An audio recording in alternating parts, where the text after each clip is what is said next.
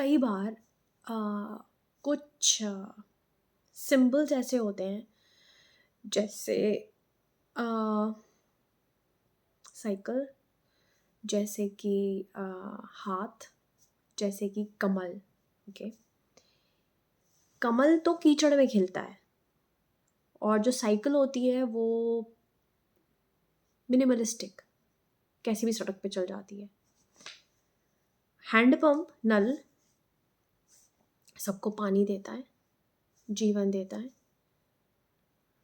और कमल कीचड़ में खिल के भी अपनी सुंदरता को बरकरार रखता है, सबका मन मोह लेता है।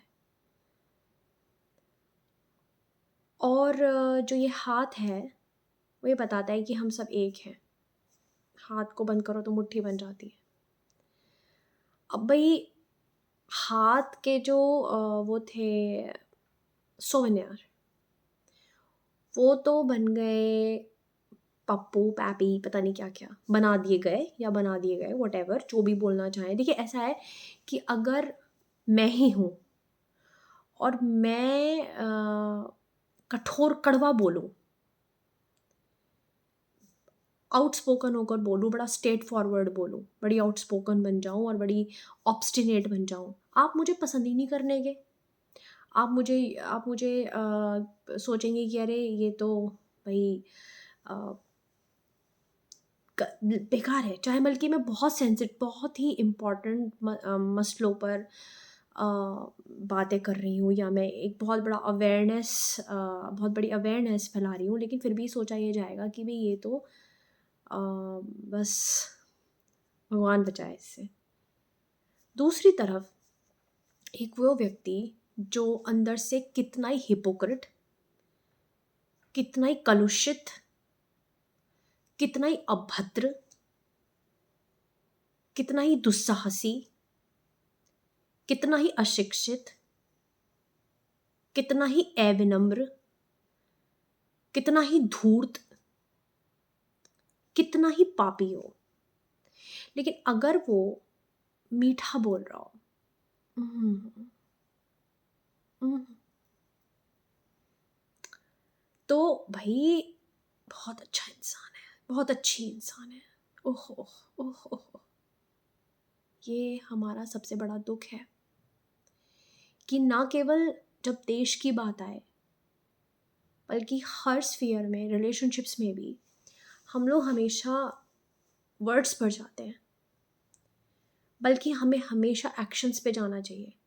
और एक्शंस का भी हमें मैकेनिज्म नहीं समझना चाहिए। हमें ये सोचना चाहिए कि अगर ये एक्शन हुआ तो जो पहली वाइब्रेशन आई, जो पहला रिएक्शन हमारे अंदर आया, वो कैसा था। क्योंकि जब हम ज़्यादा देर लगाते हैं ना समझने में कि अच्छा ये इसीलिए हुआ होगा, ये इसलिए किया होगा, है बेचारी बेचारा, तो हम समझिए ट्रैप में फंस गए। क्योंकि जो भी हमें ट्रैप करना चाहेगा वो सबसे पहले अपनी भाषा शैली को बहुत गजब कर लेगा। दूसरा, वो आपको हमेशा द्वंद्व में रखेगा, कंफ्यूजन क्रिएट करके रखेगा। यानी कि उसके एक्शंस बिल्कुल अलग होंगे, लेकिन शब्द ऐसे होंगे कि आप ये विश्वास ही नहीं कर पाएंगे कि एक्चुअली ये बंदा आपको गोली मार रहा है। फॉर एग्जाम्पल, जैसे कि कोई मेरी तरफ बंदूक लाके खड़ा हो गया और मुझे बोलता है कि I love you so much, I have got so many great feelings for you, you are amazing, you have done everything for me, you mean the world to me, oh you are a goddess, and I was really a fool to not be trusting you। और गोली तनी हुई है मेरी तरफ, अब उसमें से गोली निकल जाती है सीधा मेरे हार्ट में।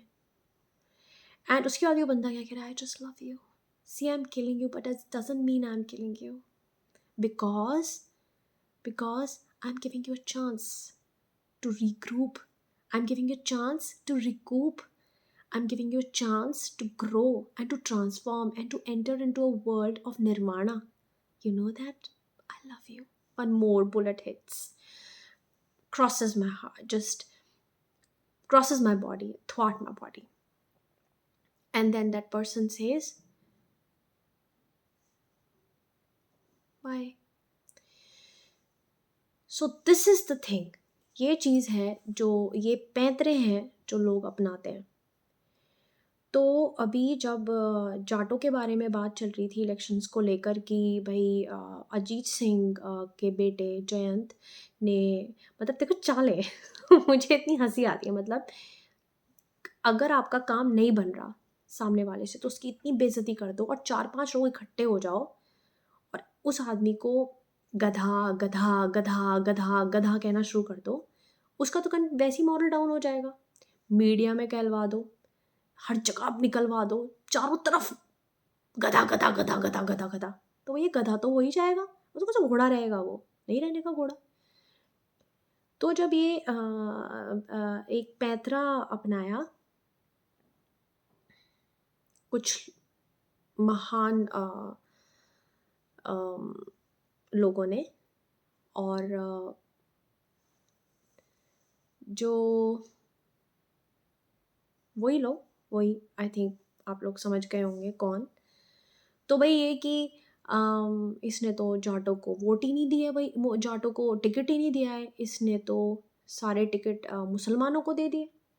पता नहीं मुसलमान कौन सा हैजा है, कौन सा वायरस है। अरे भैया, इससे मुसलमान जैसे चीज़ को अगर आप वायरस मानते हो ना, जिनकी वजह से आज हमारा हमारा देश जो हमारे देश में सबसे ज़्यादा कंट्रीब्यूशन दोनों का है, हिंदू और मुस्लिम्स का। इंसान तो वो भी हैं, उनके खून में और हमारे खून में कोई अंतर नहीं होता, ये पता होना चाहिए आपको।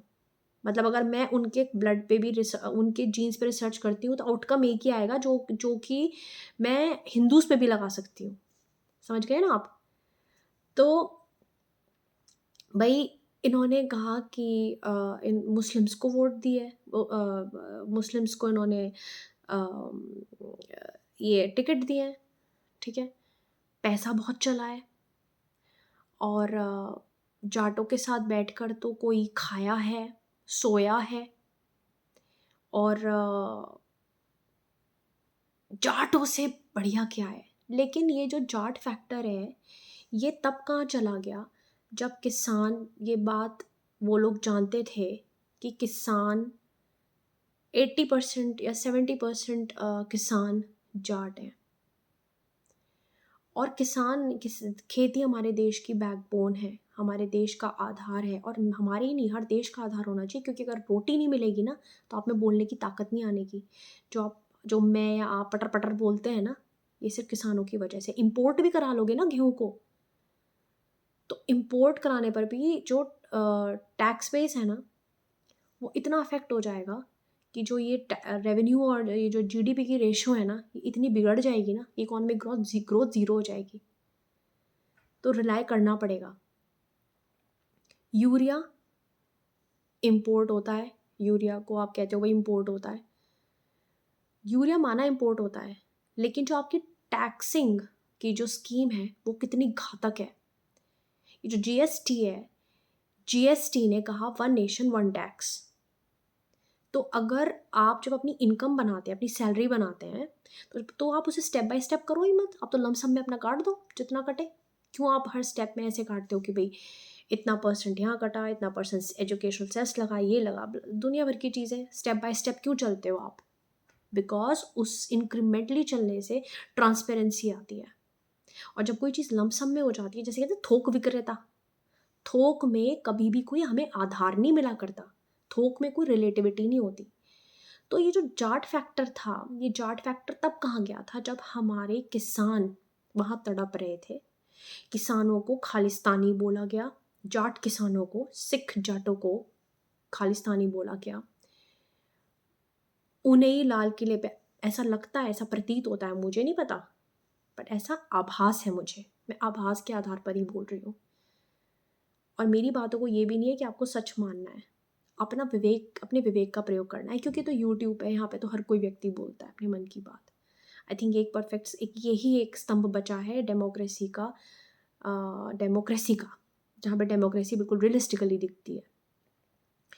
तो उन्हें खालिस्तानी कहा गया, उन्हें आतंकवादी कहा गया, देशद्रोही कहा गया। इन्हें देशद्रोही के जो एक्चुअल कॉन्सेप्ट है इन्हें वो ही नहीं पता।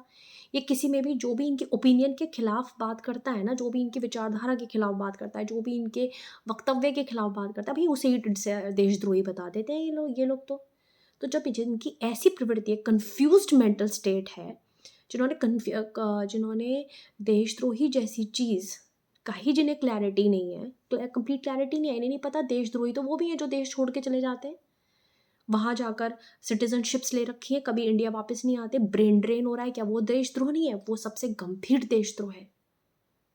लेकिन अभी दुबई भेजना हो सब भग जाएंगे। आबू धाबी, मेरी लड़की मेरा लड़का आबू धाबी में है, वो मुस्लिम कंट्री नहीं है। अफगानिस्तान को इतनी एड दी, इतनी एड कर भयंकर, बिल्कुल खाली हो गया इंडिया कुछ हद तक एक तरह से।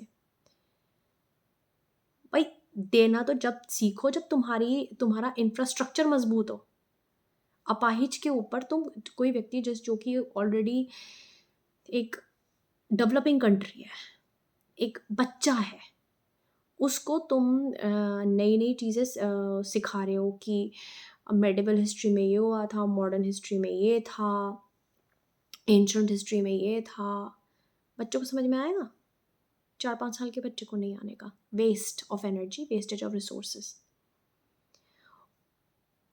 और जिन लोगों ने कॉन्स्टिट्यूशन को ही, मतलब फ्रीडम ऑफ स्पीच को ख़त्म कर दिया सेडिशन जैसी चीज़ें लाकर, तो इन्होंने तो डेमोक्रेसी को बिल्कुल ऐसा चैलेंज किया है, बिल्कुल ये सेडिशन डेमोक्रेसी, अच्छा डेमोक्रेसी कब यूज़ करोगे? Sedition, democracy sedition. भैया सेडिशन के पहले मापदंड क्लियर कर लो, सेडिशन होता क्या है। जैसे डीमोनेटाइजेशन को जोड़ दिया आतंकवाद से, राइट? जैसे पीपल के पेड़ के नीचे नहीं सोना चाहिए क्योंकि भूत होते हैं, पर ये नहीं पता क्यों नहीं सोना चाहिए, क्योंकि रात को कार्बन डाइऑक्साइड ज़्यादा छोड़ता है। मसला कुछ और होता है, पर भिगो के मारना है ना। फिर उसके बाद 3 बिल वापस लिए गए। भाई ये 3 बिल जब तुम्हें वापस ही लेने थे, इतने हमारे किसान क्यों मरवाए? सर्दी में पड़े रहे, मरे रहे, उन्हें बलात्कारी भी बोला गया, उन्हें आतंकवादी बोला गया, बलात्कारी बोला गया। और भाई वो नकली हैं, छोटे किसान हैं, मोटे किसान हैं। प्रवृत्ति ये थी कि किसानों का मतलब बेचारों की एक भी रुपए की कमाई फालतू हो ना जाए, क्योंकि एग्रीकल्चर में सबसे ज़्यादा पैसा है। कैसे कोई कमा ले, कैसे कोई कमा ले? ये तो हमारे पास जाना चाहिए, उन लोगों के पास जाना चाहिए जो भी है वो, है ना।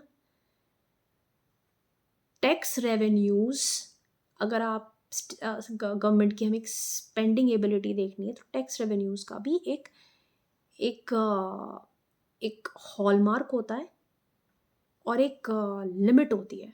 You can not go beyond the limit, you can not tamper upon the privacy of the people, you can not strangulate their ways of earning and survival.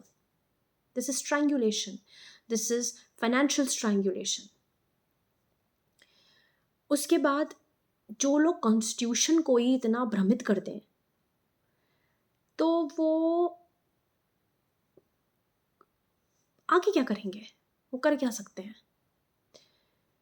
किसान हिंदू तो थे, ये तो मैं लोगों से कहती हूँ भाई, आपको हिंदू मुस्लिम वाला चक्कर होता है, तो किसान तो हिंदू थे सारे, काफ़ी सारे जाट थे। क्या बिगाड़ा था उन्होंने आप लोगों का कि नकली किसान तो यहाँ बैठे हैं, असली किसान अपने घरों में? मैं तो कहती हूँ देशद्रोही वो व्यक्ति होता है जो अपने घरों में बैठ के पॉपकॉर्न खा रहा होता है, देश जैसी की तैसी में।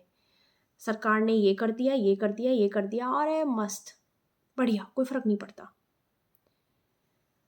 देश प्रेमी हमेशा वो व्यक्ति होगा जो आसपास की पॉलिसीज को छान कर व्यक्ति के, नागरिकों के हितों का एक आंकलन कर सके कि भाई इन पॉलिसीज से क्या क्या हित हो सकते हैं और क्या क्या अहित हो सकते हैं, इनका आंकलन कर ले।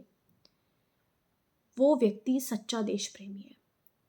अगर ये भाव आज़ादी के टाइम पे ना होता तो जो स्वतंत्रता सेनानी थे, अगर वो ये अंतर ना समझते कि कितना बड़ा दुख है पराधीनता में, तो क्या वो कभी देश की आज़ादी के लिए लड़ते हैं अंग्रेज़ों से? आज उनका कितना बड़ा नाम है, उनकी वजह से आज हम इस देश में खुले आसमान के नीचे आज़ादी की महक के साथ प्रफुल्लित हैं। तो वो क्या थे? तो जो भी व्यक्ति अपने एक वक्तव्य को, आंदोलन का, अपनी एक विचारधारा को आंदोलन का रूप देता है और उसके साथ कई लोग जुड़ जाते हैं, तो वो तो एक अच्छा पर्याय है सबको बताने का कि ऐसा भी हो सकता है और ऐसा करना देश के अहित में होगा। तो क्यों ना सब सोचें इस विषय की ओर, और क्यों ना देश को सुदृढ़ बनाए। कौन कौन व्यक्ति देश के खिलाफ जा रहा है? हर चीज़ को सुचारू, हर चीज़ को अच्छा बनाने का प्रयास है। और रही बात इसकी कि भी हर कोई ऐसे तो अपने काम करवा लेगा, बिल्स पास करवा लेगा, वापस कर लेगा, ऐसा नहीं होता। ये बकवास बातें हैं। हर कोई क्यों करेगा? जो भी व्यक्ति प्रभावित होगा वो करेगा और उसे करना चाहिए। और अगर सभी प्रभावित हो रहे हैं, भाई सभी करो। क्यों? क्योंकि हमसे सरकार है, सरकार से हम नहीं होते। हम आभार व्यक्त करते हैं उन लोगों का जिनको हम अपना प्रतिनिधि चुनते हैं। हम चुनते हैं, हम, वी द पीपल। और मेरे ख्याल से वो भी इस बात से काफ़ी अपने आप को आभारी समझते होंगे कि हम उनको वोट देते हैं। लेकिन जब वो हमारे ऊपर तानाशाही करते हैं या ऐसे बन के बैठ जाते हैं एज दो हमारी जॉब्स या हमारी जो एग्जिस्टेंस है वो उनकी वजह से है, तो ये बहुत गलत है। ये विशियस साइकिल है, ये सिम्बाइसिस है। आप दे रहे हैं, हम ले रहे हैं, और हम दे रहे हैं, आप बन रहे हैं। तो वो चीज़, वो एक विशियस साइकिल चलता रहता है। उसके बाद एक, मुझे आज भी याद है, एक ब्यूरोक्रेट था, उसने बोला, ईंट मारो इनके सिर में, जो भी मिले मारो इनके सालों के सिर में। क्या उम्मीद की जा सकती है आप लोगों से जो 6th से लेके 12th तक की NCERT पढ़कर इस तरीके के एग्ज़ाम को क्लियर करते हैं? उनसे और क्या की उम्मीद ही क्या और क्या की जा सकती है? चाहे वो पोस्ट ग्रेजुएट्स हो, चाहे वो ग्रेजुएट्स हो। लेकिन इस एग्ज़ाम की एलिजिबिलिटी तो यही है ना। तो आपको अपना स्तर कितना नीचे ले जाना पड़ता होगा। बजाय progressive you are getting regressive. तो जिसकी रिग्रेसिव थिंकिंग होगी वो तो रोबोट की तरह चलाया जाएगा। फिर आपसे इंटरव्यू के टाइम में कुछ क्वेश्चंस पूछ ले जाते हैं। ओ माय गॉड, वो कितना बड़ा तहलका है कि अगर आपके साथ ऐसी हो जाए सिचुएशन तब आप क्या करेंगे। अरे इतने तो क्वेश्चंस एक्सटेम्पोर में छोटे बच्चों से पूछे जाते हैं और बच्चे इतने अच्छा जवाब दे देते हैं। मैंने देखा 4th क्लास की बुक्स में जो NCERT की हैं उनके अंदर जितने टाइप ऑफ सॉइल्स हैं उनकी सारी alluvial soils and all that, वो सब कुछ है। तो मैं खुद शॉक थी। मैंने कहा पढ़ लो उन बुक को संभाल के रख लो, आगे इस एग्ज़ाम को क्लियर करने के लिए इस्तेमाल होंगे। And they were shocked. तो मुझे आज भी याद है कि वो रात जब टिकैत जी के ऊपर वो आक्रमण हुआ था और क्या हालत हुई थी। ये नहीं कि हमें कोई हमारा कुछ स्पेशल कुछ अफिनिटी थी, बट इंसानियत के नाते सोचा जाए ना तो बड़ा दुख हुआ था देख के। एक मासूम इंसान के ऊपर सब लोग ऐसे दरिंदों की तरह चिपट गए। Was very painful. तो मुझे इतना पता है कि आरोपारोपण से कुछ नहीं होता। आपने किसानों की जो भंडारण की सब्सिडी जैसी जो चीज़ है वो उनको नहीं मिल पाती। जब GST और ये जो दुनिया भर की चीज़ें हैं आपने नए नए लेकर आए हैं, तब आप वो कर सकते हैं। तो MSP पे एक कंक्रीट सॉलिड डिसीजन क्यों नहीं होता? MSP पे रोज़ कमिटीज़ बनती रहती हैं, झूठे झूठे वादे कि जैसे कि भाई एक हवाई जहाज़ है, सोने का हवाई जहाज़ है। ये पता नहीं सोने के हवाई जहाज़ में चढ़ना कैसे, उतरना कैसे है, वो हमें पता नहीं। वो पता नहीं हमें। देखो वो रहा जहाज़, हमें हवाई जहाज़ भी नहीं दिख रहा भाई सोने का। पर देखो है, देखो है, देखो है, और सब कह रहे हैं हाँ हाँ है, सोने का हवाई जहाज़ है। अरे पर ये तो सोच लो उस पर चढ़ना उतरना कैसे, उसका करेंगे क्या? मैंने जो एक चीज़ बहुत और ज़्यादा देखी वो ये देखी कि मुझे आप एक बात बताइए, सबसे बड़ी चीज़, किसान को मजदूर कहना बंद करें। क्या किसान को अधिकार नहीं है कि वो अच्छे कपड़े पहने? किसान को अधिकार नहीं है? क्या वो इस देश के नागरिक नहीं है? क्या वो वोट नहीं देते? वो मासूम होते हैं। वो रात जब आप सोते हैं वो खेतों में काम करते हैं, कभी सोचा है आपने उनकी कुर्बानी? वो एक देश, वो एक वीर जवान जैसे नहीं, से कम नहीं है। उनकी रिस्पेक्ट करिए, प्लीज़ उनकी रिस्पेक्ट करिए। उत्तम खेती, सबसे ऊपर उत्तम खेती है। खेती करने वाला सबसे पावरफुल होता है और बाकी सब नीचे आते हैं। तो प्लीज़ ये जो जाटों वाली राजनीति है, ये जो ओबीसी एससी फालतू की चीज़ें, इनसे उठकर ये देखें कि देश में आज किस चीज़ की ज़रूरत है। देश में आज पॉजिटिव हेल्थ केयर की ज़रूरत है। देश में आज प्रॉपर इंफ्रास्ट्रक्चर की ज़रूरत है। देश में आज ट्रांसपेरेंसी की ज़रूरत है। ये 5G, ये 4G, ये आधार कार्ड लेने से या आपकी प्राइवेसी को ख़त्म कर देने से ट्रांसपेरेंसी नहीं होती। There are different routes to transparency. These are ways to not allow and let people even earn their white money, let alone black money. It's about कि जो लोगों का white money है ना, वो भी black में convert हो चुका है because unreasonable taxing. There's so many things, but मुझे नहीं लगता कि अब किसानों को, बात आ जाती है किसानों पे, कि किसान अब वो अपना दर्द, अपना वो दुख भूल पाएंगे जो उनके साथ हुआ। ये बहुत बड़ा टॉर्चर था। वो लाल किले का एपिसोड इतना भयावह था, मासूमों को फंसाया गया वहाँ पर। लेकिन जिस दिन आप ये सोच लेंगे ना कि एक रोटी जो आपके मुंह में जाती है उसके लिए किसान कितनी मेहनत करता है, उसको कम से कम प्राइवेटाइजेशन से दूर रखें। प्राइवेटाइजेशन, हर चीज़ का प्रॉज एंड कॉन्स होते हैं। अगर प्राइवेटाइजेशन के आप मानते हैं कि प्रॉज हैं तो उसके कई कॉन्स भी हैं। हर चीज़ को ब्लाइंडली फॉलो ना करें।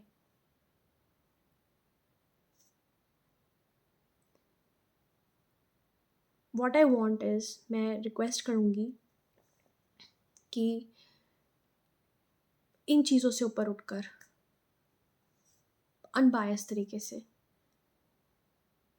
ये ना सोचते हुए कि कोई ऑप्शन ही नहीं है। ऑप्शन इसलिए नहीं है क्योंकि आप ऑप्शन क्रिएट करना नहीं चाहते। अगर आप मुझ पर ट्रस्ट करेंगे ही नहीं तो आप यही कहते रहेंगे भाई ट्रस्ट करने लायक कोई आदमी तो, ट्रस्ट करने लायक तो आदमी हो, पर आपको ट्रस्ट तो करना पड़ेगा ना। जब तक आप दूसरे पर फेथ बिल्डिंग नहीं करेंगे, आपको फेथ मिलेगा कैसे? फिर तो आपको जिनसे ऑलरेडी टेस्टेड एंड जिस ऑलरेडी जो हैं आपके आसपास, आपको बस वही दिखते रहेंगे। So that's what I want to say. So cast your vote. ये किसानों के साथ जो हुआ उसको देखते हुए मन बहुत दुखा हुआ है, और जिन लोगों ने किया है उनको कभी माफ़ी नहीं मिल सकती, कभी नहीं मिल सकती। Thank you.